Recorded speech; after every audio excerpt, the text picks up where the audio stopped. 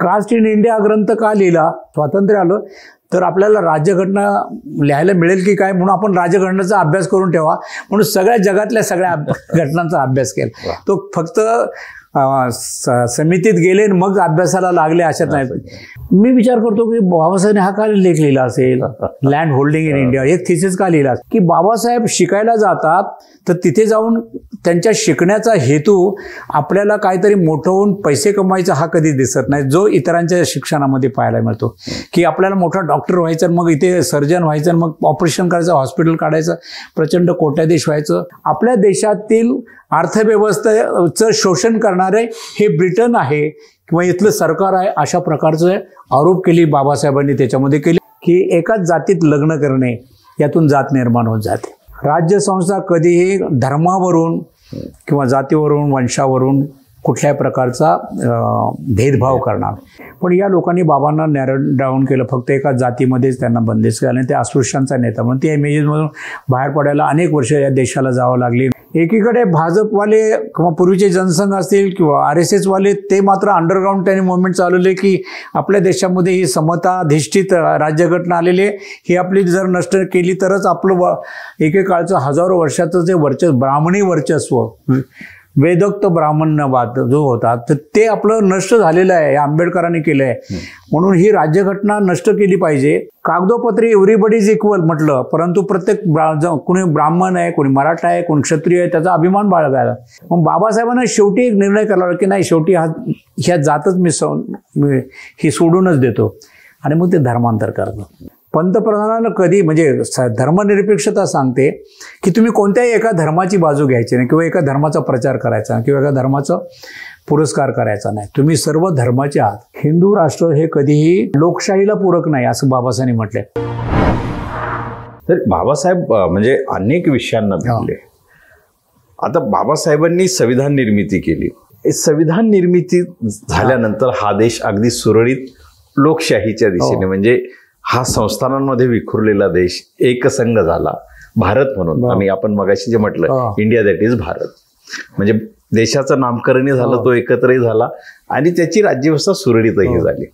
म्हणजे बाबासाहेबांनी असं त्या संविधानाला नेमकं काय दिलेलं आहे, म्हणजे संविधानामुळे नेमकं काय मिळालं. एक तर पहिली गोष्ट आहे की बाबासाहेब आंबेडकरांच्या ज्या अभ्यासाचं जेव्हा मी मगाशी सांगता राहिलं की मी खोल दूर बाबासाहेबांनी जगातल्या ज्या लोकशाही राष्ट्रांच्या राज्यघटनांचा तर अभ्यास केलाच, पण बाबासाहेब आंबेडकरांनी त्याच्याही पलीकडे इसवी सनापूर्वी 300-350-400 वर्षापूर्वी ग्रीसमध्ये जेव्हा छोटी छोटी राज्य होती त्या काळामध्ये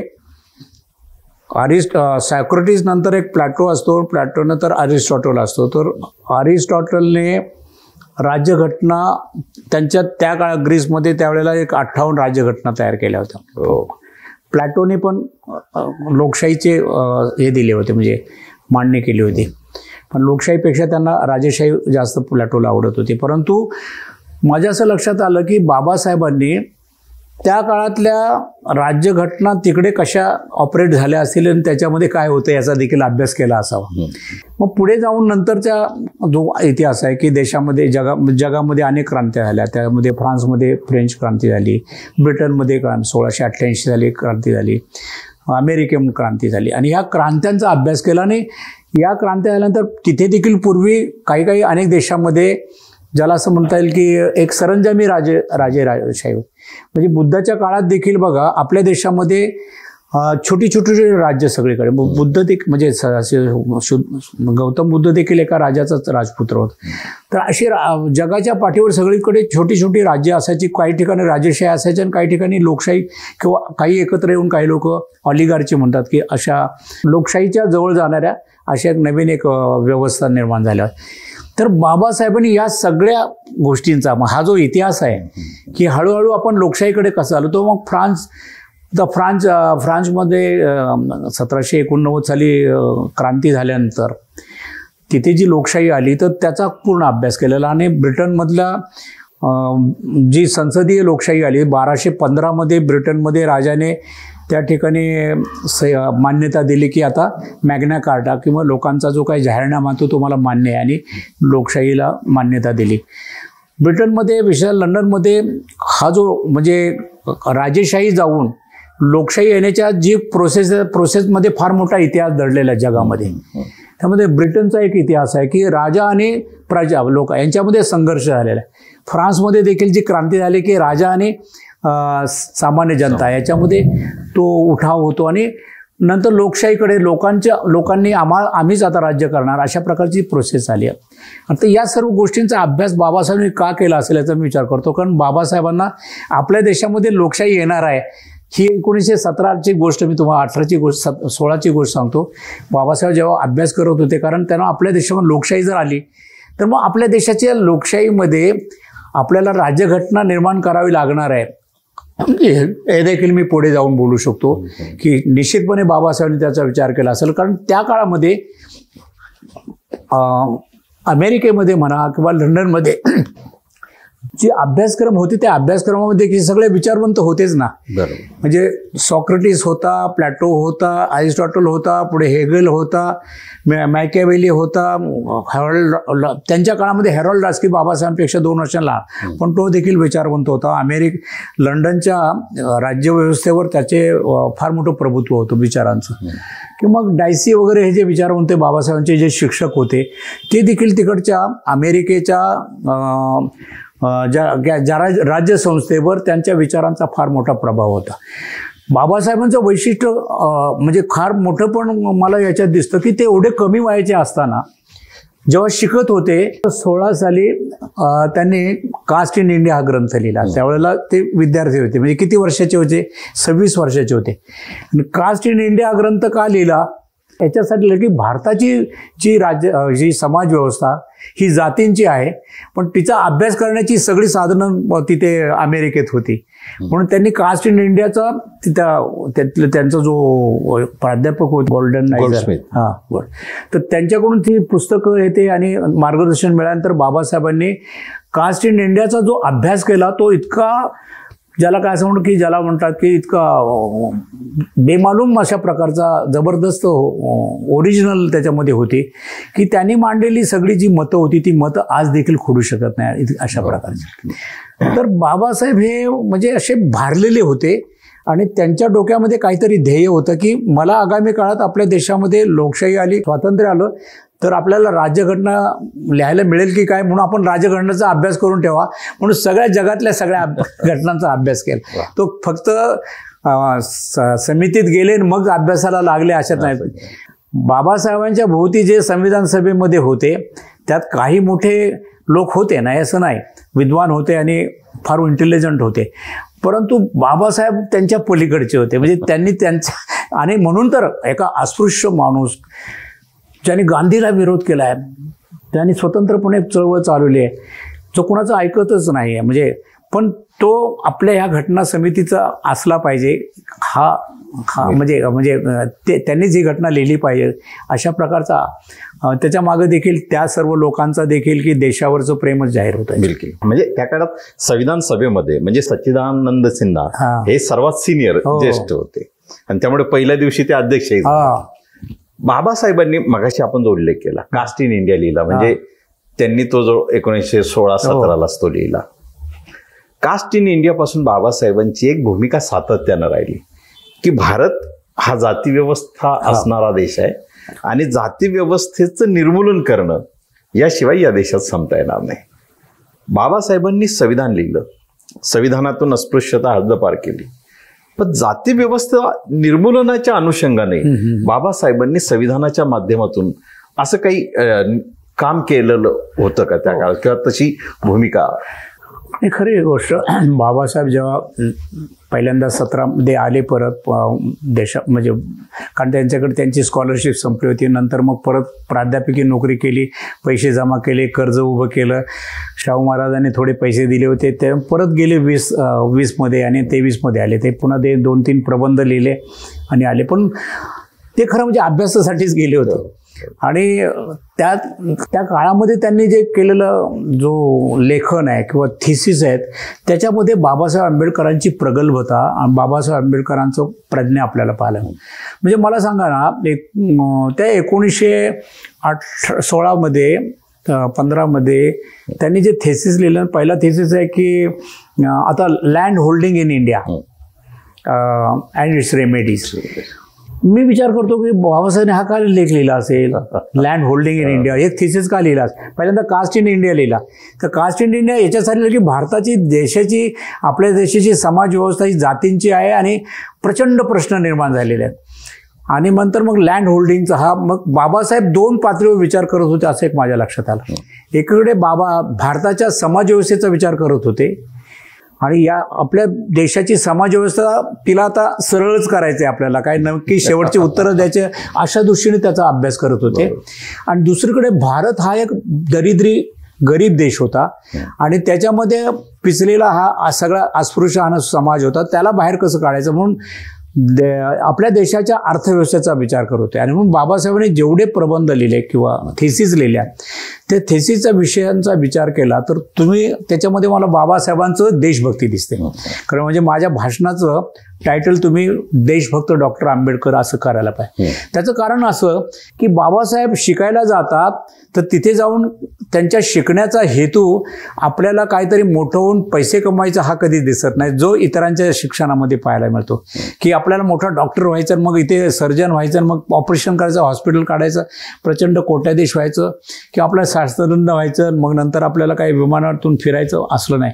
तर बाबासाहेब या देशाचे हजारो वर्षांचे जे प्रश्न आहेत त्या प्रश्नालाच त्यांनी हात घातलेला दिसतो. म्हणून पहिल्यांदा जाता जेव्हा ते 1915 कास्ट इन इंडिया प्रबंध लिहिले तेव्हा माझ्या पुढे प्रश्न, कास्ट इन इंडियावर का लिहिता, तर त्यांना भारतातल्या समाज व्यवस्थेचा प्रश्न भेटलेला असतो, ह्याचं काहीतरी केलं पाहिजे असं वाटतं. आणि दुसरा की भारताच्या ह्या अर्थव्यवस्थेचं काहीतरी, म्हणून अर्थव्यवस्थेसंदर्भात त्यांनी दिलेले प्रबंध बघा, नॅशनल डिव्हिडंड ऑफ इंडिया आणि त्याचे ओरिजिन आणि analytical study of national dividend.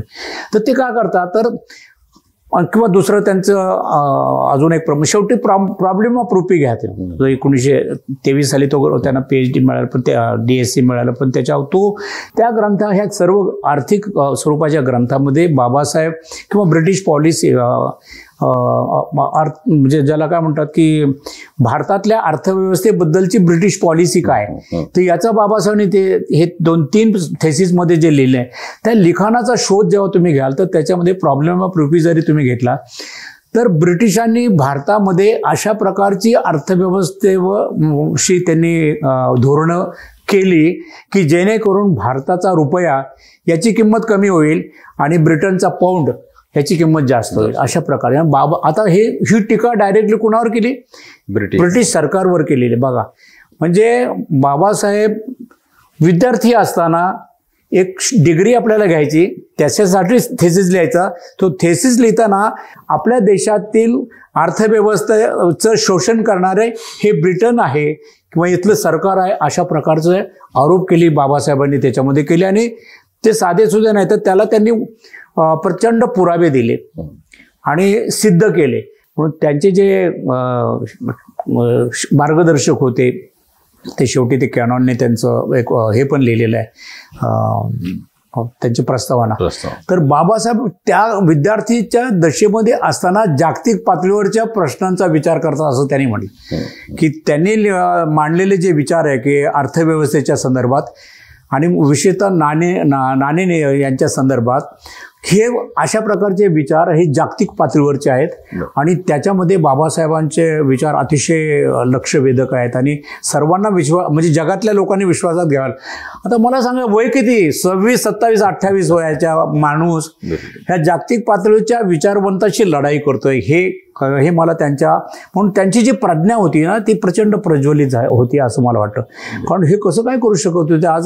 आता कॉलेजमधली मी पोरं पाहतो, प्राध्यापकाशी 2 शब्द करण्याची हिंमत नसते त्यांच्या, ते पळून जातात, तोंड चुकवतात. आणि बाबासाहेब त्यांच्याशी हुज्जत घालतात. म्हणजे कास्ट इन इंडियामध्ये त्यांनी तर सगळ्यांना सांगितलं की आतापर्यंत जगात ज्यांनी कोणी जातीच्या प्रश्नाची जातीची व्याख्या दिली आहे ती मला अजिबात मान्य नाही. आणि बाबासाहेब जी व्याख्या देत तुम्हाला माहिती आहे की ती इतकी सिंपल साधी की एकाच जातीत लग्न करणे यातून जात निर्माण होत जाते. बिलकुल. बाबासाहेबांनी म्हणजे भारताचं जी म्हणजे राष्ट्रपती भवन असेल अशी वेगळी, भारताचा झेंडा असेल, म्हणजे राष्ट्रपती भवनमध्ये बुद्धाची मूर्ती, झेंड्यावर अशोक चक्र, म्हणजे असं राष्ट्रीय जी प्रतीक बाबासाहेबांनी संविधान सभेच्या माध्यमातून सगळी बौद्धमय केली. हो. परंतु संविधानाला त्यांनी कुठल्याही धर्माच्या अंगीभूत ठेवलं नाही. म्हणजे तिथं कोणताही धर्म संविधानाच्या अनुषंगाने येत नाही. ही जी बाबासाहेबांची भूमिका होती धर्मनिरपेक्ष राष्ट्र, त्या भूमिकेला म्हणजे आज काही तळा जातोय का? आणि त्या काळात संविधान सभेने जे काही मांडलं तर त्या विद्वानांची जी भूमिका होती ती आज अशी म्हणजे तिला विरोध का केला जातोय, काय असं होतंय? आज खरं म्हणजे मी तुमच्याशी याच्यासाठीच बोललो की आजच्या संदर्भात आपल्याला विचार करता यावा, म्हणूनच आपल्याला बाबासाहेबांचा विचारांचा मागोवा घेण्याची गरज आहे. आणि ही गोष्ट अगदी खरी. बाबासाहेबांनी लिहिलेली राज्यघटना त्याच्यामध्ये सर्वात महत्त्वाचं जे म्हणजे ज्याला प्रिॲम्बल आपण म्हणतो, मार्गदर्शिका किंवा त्याला प्रस्तावना म्हणतो किंवा ज्याला काय म्हणतात की ध्येय आणि उद्दिष्टांचा जो आहे, तर त्याच्यामध्ये पहिल्यांदा आपला देश हा धर्मनिरपेक्ष आहे याच्यामध्ये बाबासाहेबांनी कुठेही कॉम्प्रोमाइज म्हणजे अजिबात. त्या काळामध्ये इतका प्रचंड आग्रह होत होता की नाही आपल्याला म्हणजे 3 जून 47ला पाकिस्तान झाल्यानंतर त्याच्यानंतर अजून एक भूमिकेमध्ये बदल करून आपण देखील हिंदू राष्ट्र व्हावं अशा प्रकारचे लोकांचे प्रयत्न चालू होते. हिंदू महासभा, हे सावरकर किंवा बाकीचे लोक हे प्रचंड दडपण त्यांच्या चळवळी चालू होत्या आणि ते मांडणी करत होते, चर्चा चालू होत्या. त्यांच्याकडे मी जाणार नाही, पण मी तुम्हाला सांगतो बाबासाहेबांनी राज्यघटना लिहिताना हे तथाकथित धर्माचे म्हणजे एका विशिष्ट धर्माची हे राष्ट्र निर्माण झालं पाहिजे, राष्ट्रवाद असला पाहिजे आग्रह करणाऱ्या लोकांना बाबासाहेब कधी बदले नाही. ही त्यांची जी फाईट आहे ना, वन अगेन्स्ट ऑल. अनेक लोक म्हणत होते की आपण हिंदुत्ववादी वगैरे, हिंदुस्थान अशा प्रकारचं हिंदू राष्ट्र, पण बाबासाहेबांनी धर्मनिरपेक्ष, आपण सेक्युलर आहोत आणि सर्व धर्म समान आहेत अशा प्रकारचे आर्टिकल बघा 14 आहे. आर्टिकल 14 काय सांगतं? Everybody is equal before law apart from the one belongs to whom belong to any religion, race, caste or place of birth or he or she. म्हणजे कोणी माणूस तो कुठल्याही धर्माचा असेल, कुठल्याही जातीचा असेल, पंथाचा असेल, कुठल्याही प्रदेशाचा असेल, तो स्त्री असेल किंवा पुरुष असेल, तो सर्व समान. Everybody is equal.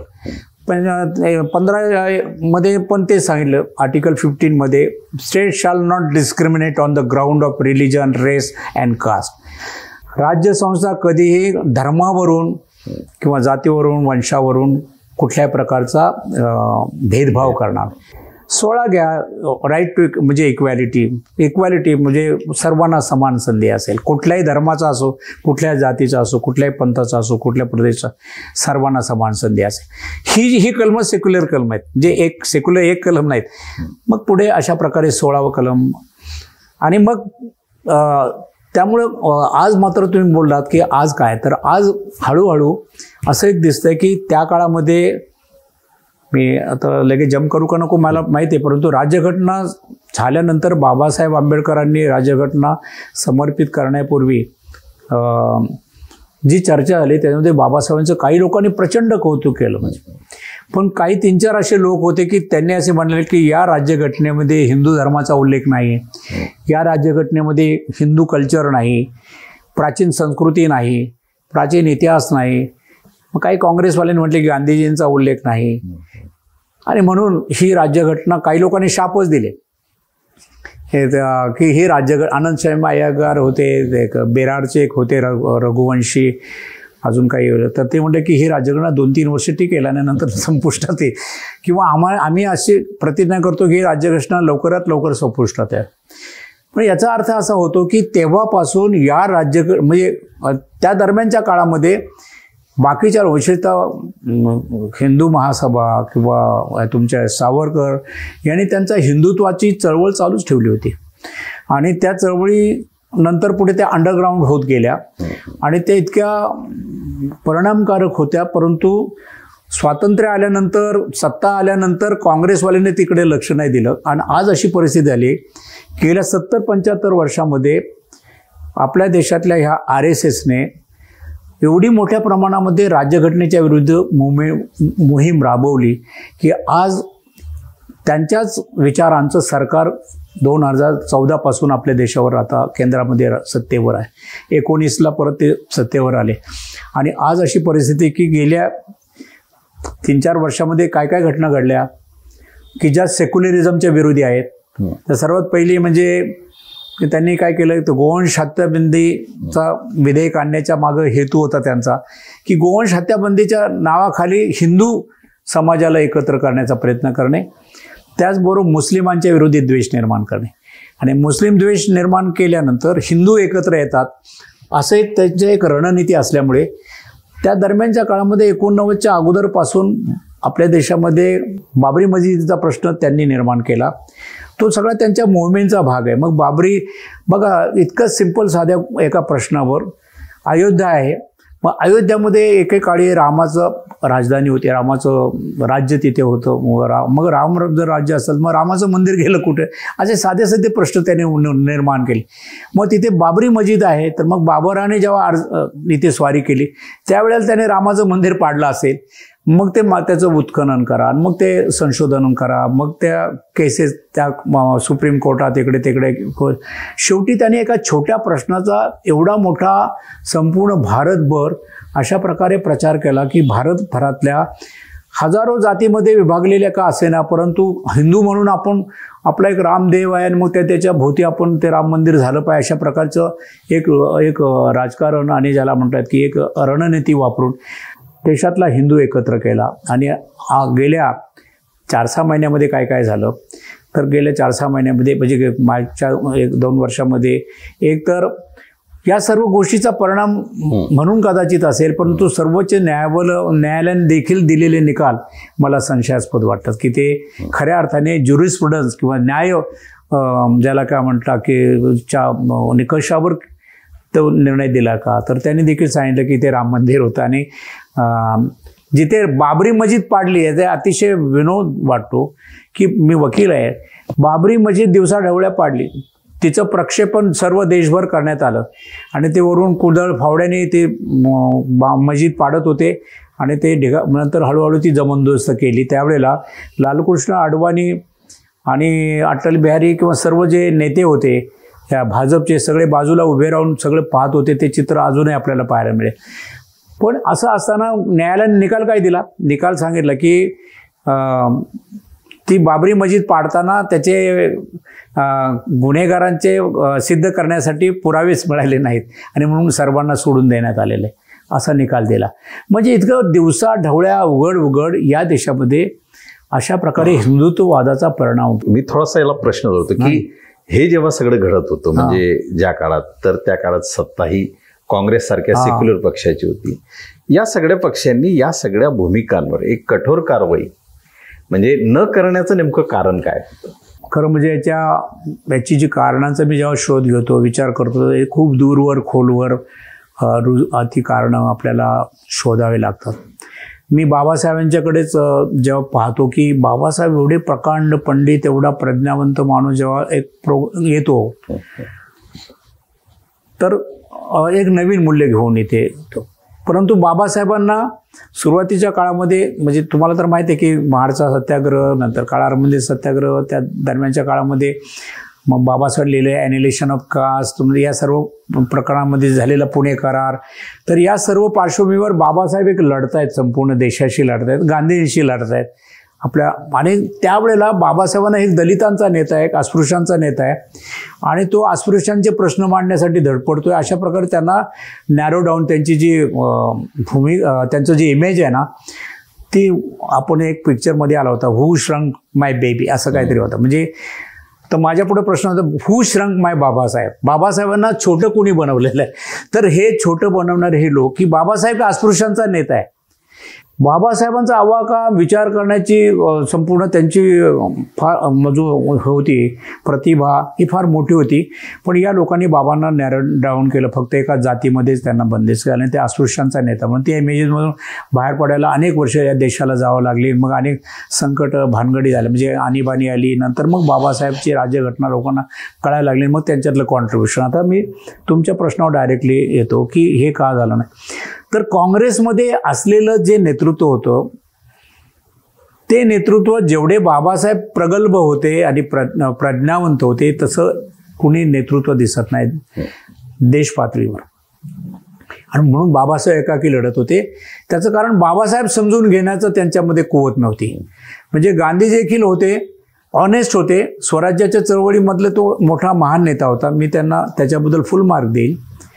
बाबासाहेबांना देखील त्यांच्याबद्दल आदर होता, कारण संपूर्ण देश त्यांच्या मागे उभा होता. पण बाबासाहेब त्यांच्या विरुद्ध का लढत होते, तर तो काही प्रश्नांची उत्तरं देऊ शकत होता किंवा त्यांनी दिली पाहिजेत आणि ते प्रश्न सोडवण्याची भूमिका आहे म्हणून बाबासाहेबांच्याशी लढत होते. विस्ताराने आपल्याला बोलता येणार नाही. पण बाबासाहेबांनी ही जी नवीन मूल्य आणली राज्यघटनेमध्ये, त्याच्यामध्ये समता, मगाशी मी सांगितलं समता हे मूल्य आणलं. आपल्या देशामध्ये समता कुठे होती? आपला देश विषमतेवर होता, चातुर्वर्ण्यावर होता, जाती जातीत विभागलेला होता आणि शोषणावर आधारित होता. तर अशा देशामध्ये नवीन एक समाज, बाबासाहेबांनी पहिलं जे भाषण केलं राज्यघटना समितीमध्ये, त्या भाषणामध्ये त्यांनी असं असे की प्रदर्शित केलं, कोणाच्या लक्षातच आलं नाही. पण बाबासाहेब म्हणाले की आपल्याला आता या देशामध्ये एक नवीन सामाजिक पुनर्रचना करण्याची संधी आलेली आहे. बघा, मी अतिशय बारकाईने मी या गोष्टीचा विचार करतो आणि मी पहिल्यांदा मला अभिमान वाटतो की मला ते वाक्य सापडलं त्यांच्या भाषणामध्ये. एवढं मोठं भाषण, पण बाबासाहेब म्हणतात की मला या देशाची पुनर्रचना, आपल्याला या देशाची पुनर्रचना करण्याची. त्यावेळेला बाबासाहेब विचार करत होते की संपूर्ण देशाची सामाजिक, आर्थिक, राजकीय पुनर्रचना करायची. आणि मग घटनेमध्ये त्यांनी ते आणलं ना, जे प्रिॲम्बलमध्ये तुम्ही पाहता ना, we the people of India having solemnly resolve to constitute India into sovereign socialist secular democratic republic. म्हणजे काय, तर आम्ही या भारतामध्ये एक असं एक रिपब्लिक, अशा प्रकारचं लोकशाही निर्माण करू इच्छितो की देशामध्ये हा देश धर्मनिरपेक्षता आणि समाजवादावर. आता ही जे मूल्य आणले समाजवादाचं किंवा धर्मनिरपेक्षता किंवा समतेचं, त्याची अंमलबजावणी किंवा ते रुजवण्यासाठी नवीन म्हणजे स्वातंत्र्य आलं, सत्ता आली, ज्या काँग्रेसने सत्तेवर बसल्यानंतर काँग्रेसने काही केलं नाही. खरा हा प्रॉब्लेम झाला. एकीकडे भाजपवाले किंवा पूर्वीचे जनसंघ असतील किंवा RSS वाले, ते मात्र अंडरग्राऊंड त्यांनी मूवमेंट चालवले की आपल्या देशामध्ये ही समताधिष्ठित राज्यघटना आलेली आहे, ही आपली जर नष्ट केली तरच आपलं एकेकाळचं हजारो वर्षाचं जे ब्राह्मणी वर्चस्व, वेदोक्त ब्राह्मण्यवाद जो होता, तर ते आपलं नष्ट झालेलं आहे, आंबेडकरांनी केलं आहे. म्हणून ही राज्यघटना नष्ट केली पाहिजे, हाय म्हणून ते काम करतात. आणि दुसरीकडे काँग्रेसवाल्यांना हे काही कळत नव्हतं की आपण बाबासाहेबांनी आणलेले समतेचं मूल्य आपण रुजवलं पाहिजे. ते जर रुजवलं तर हे जे प्रतिगामी शक्ती यांच्यावर आपण कुठेतरी त्यांना कंट्रोल करू शकतो. आणि ते रुजवलं नाही, म्हणून समतेचं तत्त्व रुजवलं नाही, धर्मनिरपेक्षतेचं म्हणजे रुजवलं नाही, तुमच्या जस्टिस ज्याला म्हणतात, न्याय, म्हणजे बाबासाहेब म्हणतात इक्वालिटी, सोशल पॉलिटिकल, नाही का, किंवा आम्ही हे न्याय देऊ, सामाजिक, आर्थिक, राजकीय, इक्वॅलिटी, सर्वांना समान न्याय. ही जी नवीन मूल्य आणली, त्या मूल्याचा ॲक्च्युली ती नुसते लिहून चालत नाही, त्याचा परिपोष करावा लागतो. आणि परिपोष करायचं म्हणजे प्रत्यक्षात त्याची त्या समाजामध्ये, जसे आता काही लोक जाहिराती देत आहोत आणि असं करू आम्ही, आणि गॅरंटी, मोदी की गॅरंटी चालली, कसली गॅरंटी, ही काँग्रेसवाल्यांनी करायला पाहिजे होतं की या देशामध्ये समता येणार. त्यावेळेला या देशातला तळागाळातला माणूस किती खुश झाला असं बघा ना. वगैरे मी हजारो वर्ष या जातीच्या याच्यात पोचलेलो आहे, आता मला समता मिळते. पण तो कागदोपत्री समता आली, पण प्रत्यक्षामध्ये आलीच नाही. कागदोपत्री एव्हरीबडी इज इक्वल म्हटलं, परंतु प्रत्येक कोणी ब्राह्मण आहे, कोणी मराठा आहे, कोणी क्षत्रिय आहे, त्याचा अभिमान बाळगायला, कोणी मग जे तळागाळातले जे चातुर्वर्ण्यामधले शूद्रातिशूद्र, हे शूद्रातिशूद्रच म्हणून राहत होते. पण त्याच्यामध्ये काही अशा काही गोष्टी होत्या की ज्या अपरिहार्य होत्या. उदाहरणार्थ रिझर्वेशन घ्यायचे असतील तर जात सांगावी लागते. मग पण जातीच्या विरोधी कुणी चळवळच केली नाही. म्हणजे चळवळ केली, आंबेडकरी विचाराच्या लोकांनी जी चळवळ केली ती जातीवरील अन्याय दूर करणारी चळवळ केली, जाती नष्ट करण्याची चळवळ नाही करू शकले. मग बाबासाहेबांना शेवटी एक निर्णय करावा की नाही, शेवटी ह्या जातच मी ही सोडूनच देतो, आणि मग ते धर्मांतर करतात. की हे जे संविधान आहे, म्हणजे बाबासाहेबांनी दिलेलं संविधान, हे म्हणजे आज जरी ते तणावात असलं तरी या संविधानाचं उद्या नेमकं काय भवितव्य आहे? ही गोष्ट खरी आहे की संविधानावर आता म्हणजे ज्या पद्धतीने आता तर असंच म्हणावं लागेल की जर मोदी आता 24मध्ये परत जर आले तर आतापर्यंत आले तर त्यांनी काय केलं आहे तुम्हाला सांगितलं की त्यांनी धर्मनिरपेक्षता जवळजवळ झुगारून दिलेली आहे. इथे हिंदू राष्ट्र येत आहे याच्या घोषणा देखील त्यांच्या चालू आहेत. ते राम मंदिराचा उभारणी करतायत, राम मंदिराची प्रतिष्ठापना करतायत आणि त्या ठिकाणी हिंदू विधी आणि संस्कारामध्ये त्या सगळं काही ते सगळे समारोह करतात. त्याच्यामध्ये एक हिंदू राष्ट्र आम्ही मोदी जणू काही हिंदू राष्ट्राचा पंतप्रधान आहे असं काही विचारवंतांनी काही लेख लिहिले मध्ये. आमचे एक सुहास पळशीकर नावाचे खूप चांगले विचारवंत महाराष्ट्र त्यांनी असं लिहिलंय की मोदीने काशी कॉरिडॉर म्हणून आहे तर तिथे देखील मंदिरांचं एक मालिका आहे आणि त्या मंदिरांचं पुनर्जीवन केलं काशी कॉरिडॉर. तर त्यावेळेला त्या कार्यक्रमाचे अध्यक्ष मोदी आहेत आणि इकडे ह्या राम मंदिराचे देखील भूमिपूजनाचे अध्यक्ष मोदी आणि ते RSSचे भागवत हे भागवत आहे. आता भागवतचं काय काम आहे पण मोदींचं देखील काय काम. मोदी हे संविधानिक पद आहे मोदींचं. काय पंतप्रधान आहेत. पंतप्रधानाला कधी म्हणजे धर्मनिरपेक्षता सांगते की तुम्ही कोणत्याही एका धर्माची बाजू घ्यायची नाही किंवा एका धर्माचा प्रचार करायचा किंवा एका धर्माचा पुरस्कार करायचा नाही. तुम्ही सर्व धर्माचे आहात. मध्ये शरद पवार म्हणाले की पंतप्रधान हा सर्व पक्षांचा असतो तसे तुम्ही सर्व धर्माचे आहात असताना फक्त मोदी गेले अनेक वर्ष फक्त हिंदू धर्माची भाषा आणि म्हणून इथे हिंदू धर्म हिंदू राष्ट्र निर्मितीच्या गोष्टी चालू आहेत. तुम्हाला सांगतो त्या जरी अदृश्य पडद्याच्या आतमधून चालू असल्या तरी पण त्या चालू आहेत आणि म्हणून मला परत बाबासाहेबांची आठवण येते आणि बाबासाहेब हिंदू राष्ट्राबद्दल बोलतात. एका थॉट्स पाकिस्तान वर पार्टिशन ऑफ इंडिया याच्याबद्दल बाबासाहेब असं म्हणतात की भारतामध्ये जर हिंदू राष्ट्र आलं तर ती फार मोठी कॅलॅमिटी एक फार मोठा धोका निर्माण. कारण हिंदू राष्ट्र म्हणजे या देशातल्या ही समता स्वातंत्र्य आणि बंधुता याच्या विरोधी असणार आहे. हिंदू राष्ट्र असणं म्हणजे काय स्वातंत्र्य समता बंधुता याच्यावर. हिंदू राष्ट्र हे कधीही लोकशाहीला पूरक नाही असं बाबासाहेबांनी म्हटलंय. 8वा खंड जो आहे बाबासाहेबांचा त्याच्यामध्ये बाबासाहेबांनी ते मांडणी केलेली आहे आणि म्हणून हिंदू राष्ट्र देखील निर्मितीचे यांचे प्रयत्न चालू आहेत आणि या सर्व पार्श्वभूमीवर फक्त बाबासाहेबच विचारांची टक्कर देऊ शकतात. आणि म्हणून आंबेडकरी चळवळीतल्या कार्यकर्त्यांनी आंबेडकर जे कोणी नेते स्वतःला म्हणतात त्यांनी खूप अभ्यासपूर्ण आणि विचारपूर्वक या पुढच्या कालखंडामध्ये चळवळी केल्या पाहिजे. आणि निश्चितपणे तुम्हाला सांगतो की नुसत्या कोलांट्या बुड्या किंवा हवं तसं सोयीस्कर राजकारण करण्यापेक्षा त्यांनी अतिशय ज्याला काय म्हणतात की आवेशपूर्ण बाबासाहेबांच्या विचारावर पोलादी बाण्याने काम करण्याची गरज आहे तरच हा देश वाचणार आहे तुम्हाला सांगतो. बिलकुल बिलकुल.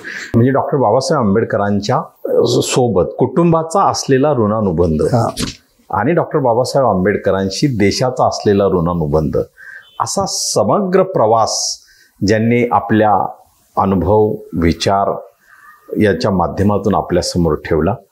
म्हणजे कुटुंबात बाबासाहेबांची असणारी येजा तर देशासाठी बाबासाहेबांनी दिलेलं योगदान आणि देशाप्रती एक समर्पण असा एक मोठा आवाका आजच्या या सगळ्या मुलाखतीमध्ये आपण मांडला.